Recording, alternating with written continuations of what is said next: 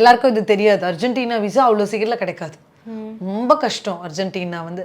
ஏன்னா யூஸ்வலி அது ரிசர்ச் ஏரியான்னு சொல்லுவாங்க. ஸோ அதனால வந்து ரொம்ப லாங் டைமும் விசா கிடைக்காது, 1 மந்த் பீரியடு. இப்போ எந்த எவரெஸ்ட் ஏறினாலும் ஒரு செட் ஆஃப் டீமோட தான் நம்மள அனுப்புவாங்க. இப்போ ஒரு 4-5 பேர் ஏறும்போது அந்த 4-5 பேர் கூட ஒரு கைட் போட்டு தான் கம்பெனி ஒரு கைடு இல்லை, எவரெஸ்ட்க்கு எவ்ரி பர்சனுக்கு ஒரு கைடு, ஒருத்தருக்கு ஒரு கைடு. ஓகே, இப்போ இவ்வளோ ஸ்ட்ரகிள்ஸ் பண்ணி எல்லா மவுண்ட் ஏறுறீங்களா, அந்த மவுண்டோட உச்சியை தொடும்போது நீங்க அழுவீங்களா? அப்படிலாம் அழுவது கிடையாது, நம்ம வந்ததை வந்து ஃபுல்ஃபில் பண்ணிட்டோம் அப்படின்னு.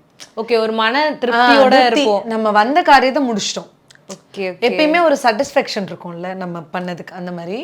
பட் ஆனால் இந்த ஸ்ட்ரகிளில் வந்து இருக்கு. அங்கே போனேன்.